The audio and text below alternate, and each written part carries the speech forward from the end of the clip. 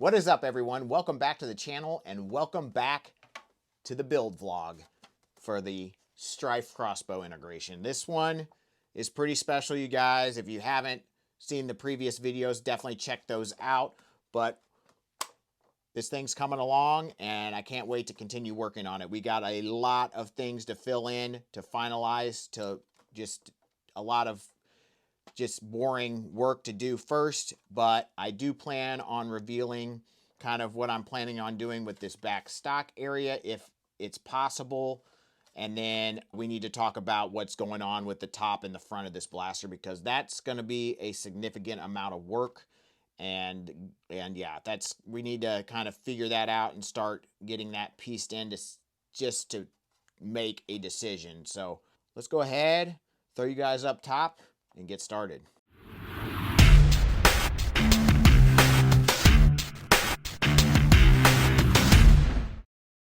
Okay guys, so I think we're ready to move a little bit further forward on the blaster. I will probably come back after I get everything kind of set-ish and then do the more finishing, refining work. That's my plan of now, but I do think I want to try to figure out what I want to do with the whole blaster in terms of where I want to place things. And to do that, I think I need to do the motor holes first, which are these little guys right here, which I think will look pretty sweet and give us a little peek through into the motors and flywheels, but not as much as you would normally see in a lot of Stryfe, you know, elite builds, and not like I would do before. But I want to make this look more like the crossbow and less like the Stryfe and do something a little unique. And I think that would be cool. I could do a see-through window in there, or I could do something else if I decide I don't like seeing through to a motor, but you know, one motor, I guess.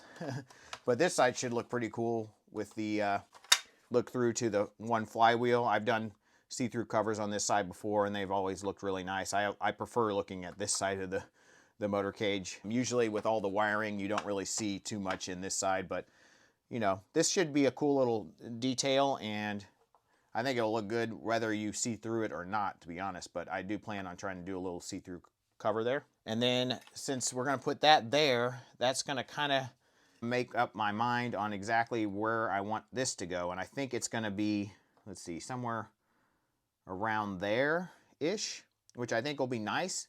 Hopefully leaving this grip somewhat usable, which will be awesome and ideal for me. You know, and then that'll also help me figure out exactly what I want to do above here, which I think it's going to be, you know, I still am trying to decide exactly what I want to do at the top, but once I get this locked in, then I can try to figure that out a little bit better. But, you know, I think we're going to go with something like this maybe. I don't know how high it's going to be, and that's something I'll get into once we get this locked in. So let's go ahead and get the Dremel and some files out and cut a little see-through holes in there.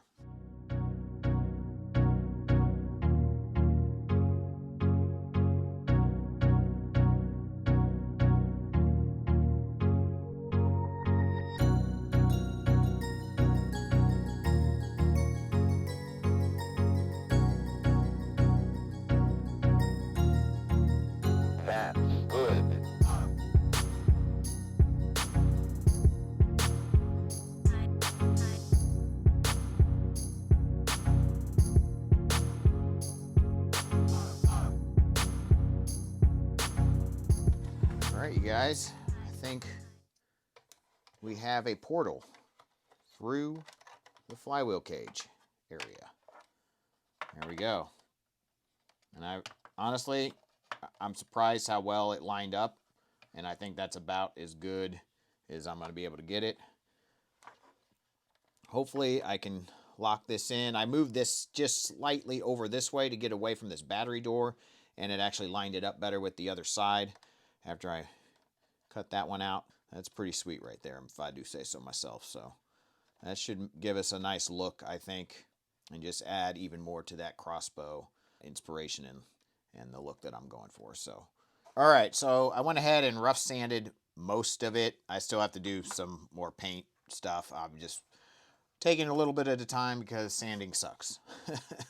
But everything's rough sanded. I think I use 120 to try to get off all that digicamo and paint, and then we'll we'll fine tune the sanding later on, but I'm changing my plan of attack slightly. I'm not going to lock these guys on yet because I think I'm going to fill in, definitely probably going to fill in these teeth here and probably fill in this area with some sort of plastic part.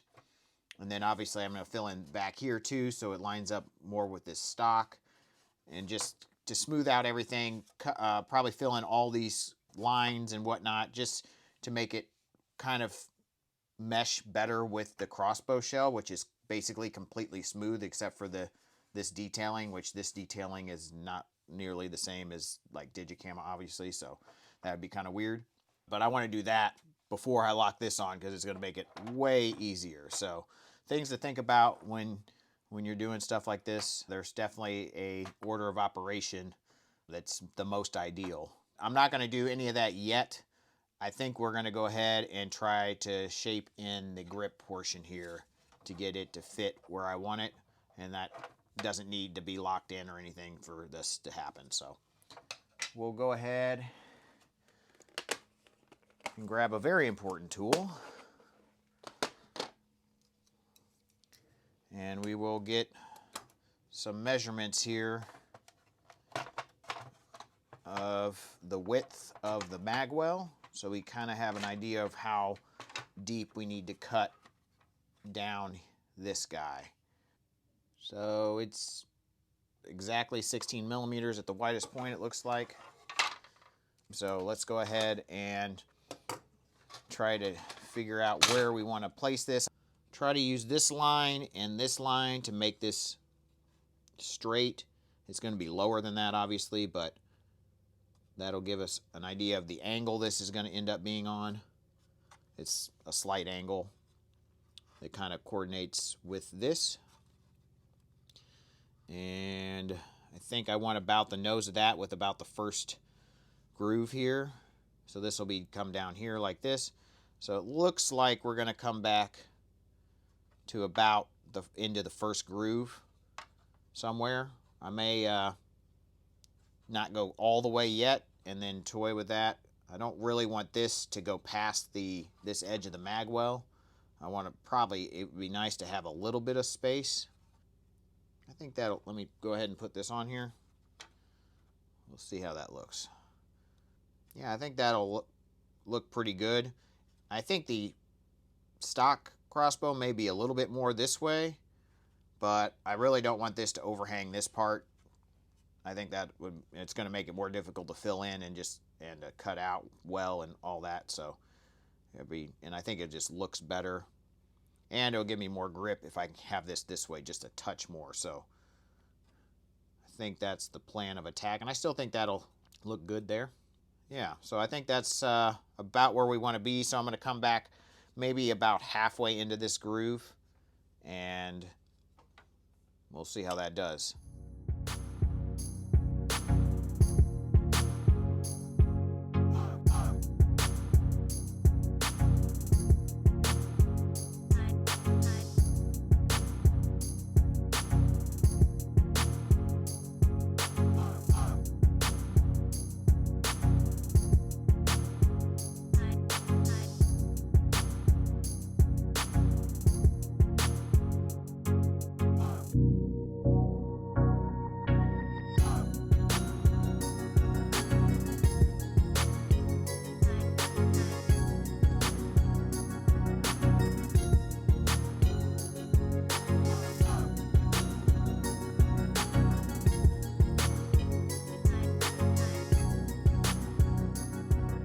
Alright, you guys, so I think I have this fitting well, and I should be able to place it where I want it.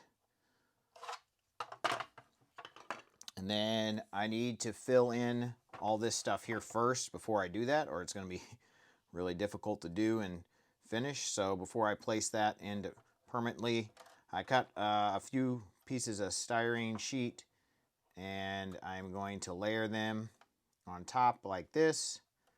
This is about a 1/16 of an inch thick now, and it'll probably be maybe a touch over once I get it glued, but that seems to be like perfect. And then we'll have to do it on both sides. Obviously, I already have both of them cut out. I think we'll go ahead and epoxy the lower level into place and then wait a few minutes before we do the top part. And then hopefully it'll be fine with, you know, some epoxy around it and whatnot. Now, obviously it'll get sanded down so it's flush, perfectly flush. And then I'll fill in these lines that need all this detailing that needs to be filled in while I'm at it. Here we go.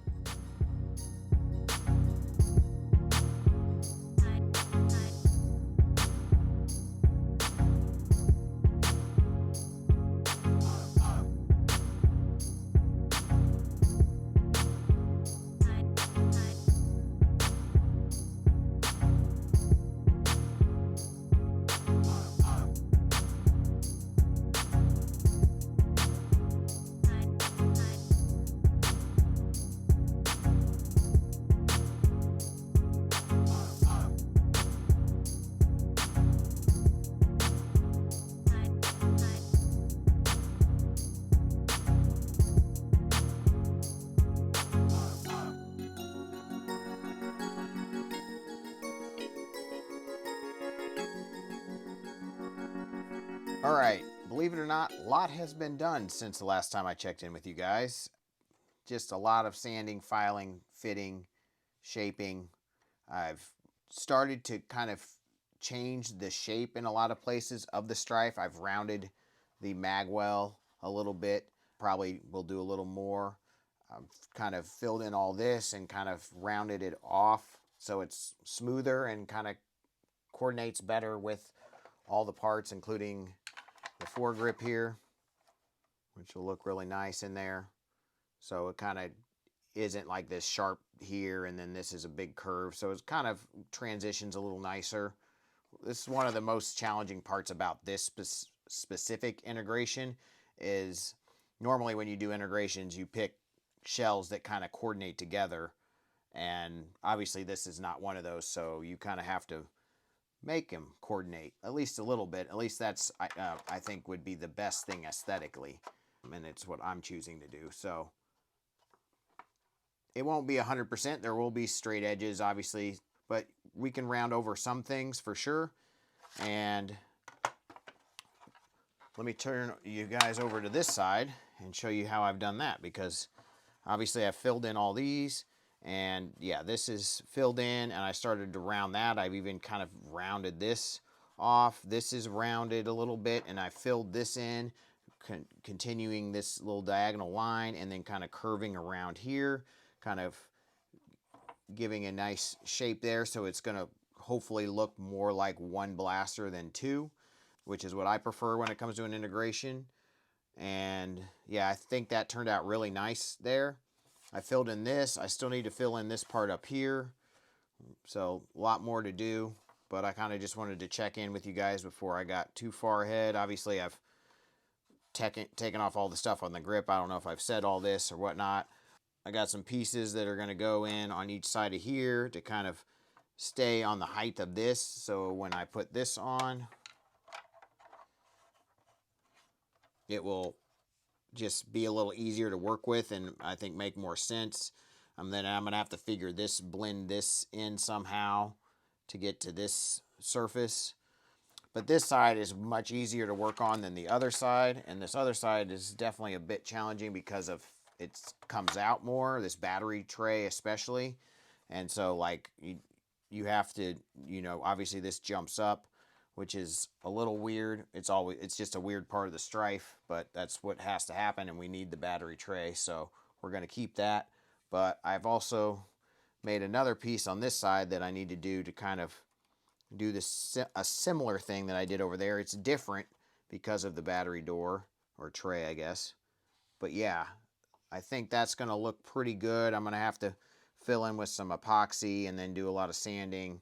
But we're trying to keep that angle and keep it going. And I also want to try to keep a straight line at least for a little bit. And then it may curve here at the end into this little diagonal. So yeah, it's going to be a bit tricky getting that in there. But I think I'm going to go ahead and try to give it a shot. Things are coming along. And hopefully once I get kind of this knocked out and a few more things filled in, I need to fill in this right here. And then this over here, including I do have some pieces that I've been working on for this to fill these guys in, and then we'll fill in this part too. Yeah, so a lot of stuff to fill in, a lot of stuff to kind of smooth out the Stryfe a little bit more, to coordinate more with this. And then we can move on to the fun stuff, and I can give you guys my ideas of what I have for the front and the rail and maybe the stock and all that. So we'll get some things locked in here, and then I'll give you guys a rundown of kind of what I'm planning to do next.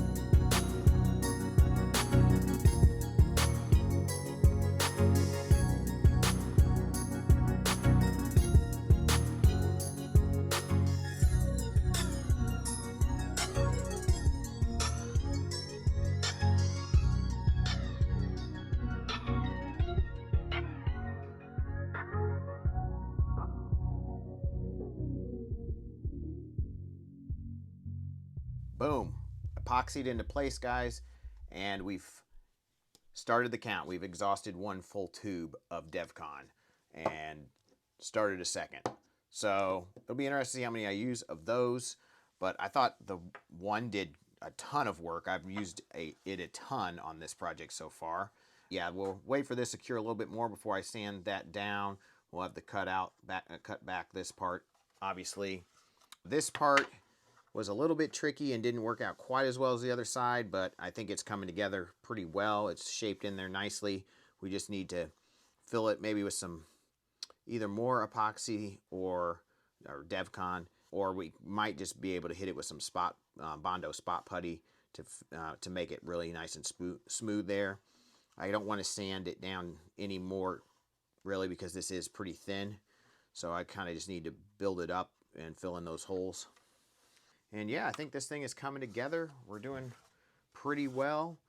I think we just need to do a few more things before we get that grip locked on, and then we can figure out the top part.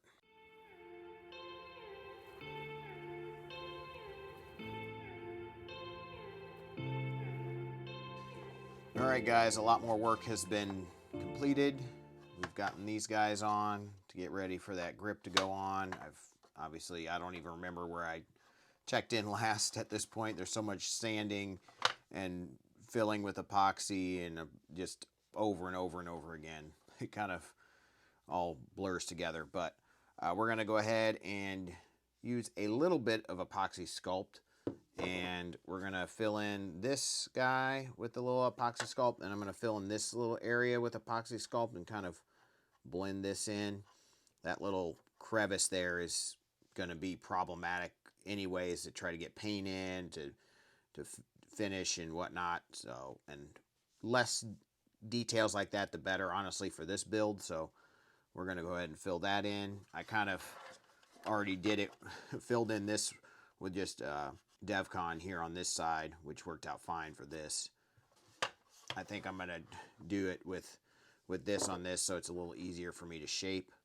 Let's go ahead and mix up some. I got to go grab some gloves, and we'll mix some of this up and get to work.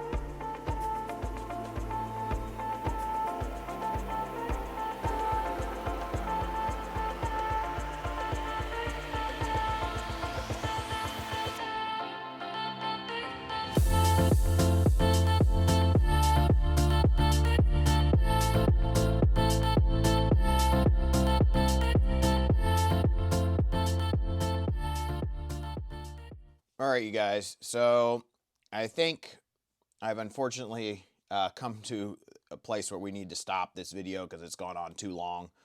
Unfortunately, I didn't get to some of the things I was hoping to get to, but that being said, I feel like I did a ton of work in this episode. A lot of it actually not even recorded, but let's go ahead and talk about kind of what I'm planning on doing in the next episode and episodes beyond that, because it's kind of hard to know how much I can get done in one of these build vlogs. So we'll go ahead and throw some parts in here to kind of give you an idea of what it's going to look like.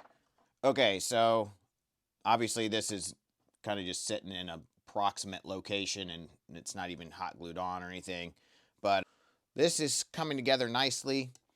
We're going to have to do some more filling on this to get it to come together, so I have some more work to do on this grip before I can attach it. You know, these are things you kind of have to figure out as you go, and you don't want to rush anything. You don't want to do something too soon. Obviously, I need to finish all this epoxy sculpt. I need to sand all that down first before I do anything else. But this guy, I originally was going to have up here, but I think if I have it up here and I extend it out to where this is actually a nice line, it's going to be really bulky, and I don't think I'm going to like that at all. So I've decided I think I'm going to bring this down back to more closer to where it would be originally in line with this. So then it's not as bulky up front here. We'll still have space in here to put LEDs. I'm not exactly sure how high it'll be or what, but somewhere approximately in there. And then we have this space here, and we need a rail. So I don't want a rail down low. That doesn't really make sense to me. I want a rail at eye level where I'm sighting down, and because of the way this stock is set, the sight is more up here, and that's why I was originally thinking of bringing this up here. So we need a rail that comes up at least to as high as this, or if not a little higher. And there's one rail that I was like, oh, I know a rail I could use. Modulus rail. OG Modulus. And obviously the shape is a little thinner than this, so we'll probably have to do some more custom work around that. But that might be all right, because we can kind of change the shape of it or whatnot. But I think that could look pretty cool. I'm not sure exactly where it's going to go, but probably around in there somewhere. We could have it even lower, depending on how this sits. We could do it lower, and then, because this is not the rail I'm going to use. I'm not going to use a Nerf rail. I'm going to use a Picatinny rail. So I'm going to have to figure out a way to mount this on here, and then still allow us to separate the blaster, of course. So that's a little tricky with these top rails. You know, so things to think about. That's going to take some time to figure out, but I think I like this better, and this also simulates a little bit of the original look of the crossbow with the barrel. Obviously, it's not a barrel, it's a rail, but it kind of gives you that similar kind of look, I think, and I think that's kind of cool. And I think that should probably be our best option. If you guys have another option that you think would be better than this, let me know. I may actually end up having to pull some of the Modulus internal parts here to kind of structurally help that out, but we have this right here. This is a thrifted Modulus. I have quite a few of these, I do believe. So we may be able to pull some of this and use that in here too. But yeah, I'm pretty excited about that option. I think that's going to be our best bet. The stock is the other thing that I'm trying to decide what I want to do with. And one thing I really want to do here is include the original Nerf logo. Not the original Nerf logo, the original Nerf Crossbow logo. But if I could get that logo on a piece here, either 3D printed or laser engraved or something, and then I could light it up on both sides, that would be freaking awesome. I'm not sure how that would work exactly. I see it in my head, but I don't really know how to go about doing that, especially if I want to keep the colors, which would be cool. Things to play with and think about. That's going to take some time to figure out if I want to do that. You know, or the other option is to keep this hollow and then just light up the inner ring, which I think would also look really awesome. Maybe a little challenging because you got to do it in a way where you can still pull it apart, but definitely doable. So that could be really cool too. And then maybe put the logo somewhere else, maybe in the battery tray, because I've actually lit up You know, in Sub-Zero, I lit up the Sub-Zero logo in the battery tray that was 3D printed, so I could do that. It'd just be a lot smaller, and I could do one on the opposite side also. So I just definitely want to include that logo somewhere on this blaster. So something to think about, and how to go about that is another thing. If you guys have any suggestions, let me know. But yeah, that would be really cool to do that either in the stock or somewhere else on the blaster. But thank you guys so much for watching this episode. I hope you enjoyed it. Hopefully you learned something. Hopefully you were entertained, at least at some level. And definitely stay tuned for the next one, because we are going to be talking about what internally I'm going to do with this, and I still haven't made up my mind exactly on what motor cage I'm going to do and other things, but we'll talk about it, and hopefully we can come to a pretty exciting conclusion and figure something out there. So we have lots of options, let's just put it that way. So thank you guys so much for watching. Don't forget to smash that like button if you enjoyed the build vlog. Don't forget to subscribe if you're not. Ring the bell for notifications so you know when I post the next one. And as always, guys, peace out.